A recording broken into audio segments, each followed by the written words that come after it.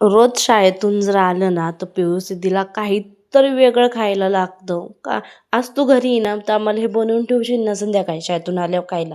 शेतात जर गेलं तर मग ती काही मागत नाही. मग चहा दूध पितात किंवा बिस्किट खातात. असं पण घरी असलं की त्यांच्या जिभेचे चोचले असतात. तरी ते गरम-गरम डोसे त्यांना खायला दिले, तरी त्यांचं मन काय भरत नव्हतं. एक तरी दे, एक तरी दे असं करता सगळं खाऊन टाकलं. आता फक्त मला दाखवायला 2 डोसे राहिले होते. आप्पे बनवायला घेतले होते, पण आप्पे काय जमलेच नाही आहे. डोसा भारी व्हायचे एकदम सॉफ्ट आणि चवीला सुद्धा भारी मसाला डोसा, कांदा, टमाटा वगैरे टाकून. ही रेसिपी हवी असेल तर नक्की कमेंटमध्ये सांगा. तर त्यानंतर आज होतं 10वी माळ, त्यामुळे गावामध्ये सप्ताह असतो नवरात्री देवी आईचा 10-11 दिवस दसऱ्यापर्यंत. पण काही 10 दिवस काही मुहूर्त लागला नाही. 10व्या दिवशी लागला. तर कीर्तनाच्या आधी एक व्याख्यान होतं, त्यानंतर मग कीर्तन होतं, पंडित महाराजांचं कीर्तन होतं. आमची परिस्थिती ती झाली, मी फोटो दाखवले आल्याच्या नंतर महागुणी महाराजांना.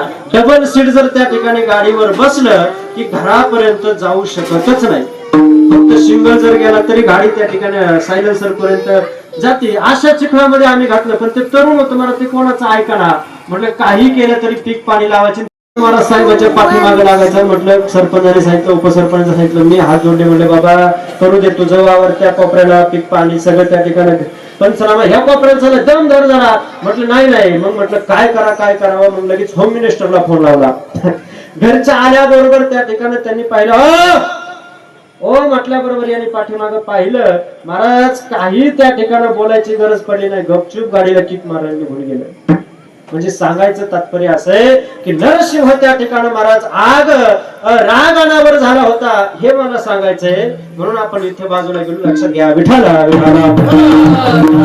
कीर्तन संपलं आणि महाप्रसाद घ्यायला बसलेलो आहोत आम्ही. तर ज्यांना उपवास होता त्यांच्यासाठी खिचडी आणि दही होती. ज्यांना उपवास नव्हता त्यांच्यासाठी दही, भात, भजी, पुरी, पनीरची भाजी, पायनॅपल शिरा असा मेनू होता. छान. तर चला मग तुम्हाला कसा वाटला व्हिडिओ नक्की सांगा. भेटूया नेक्स्ट व्हिडिओमध्ये. बाय.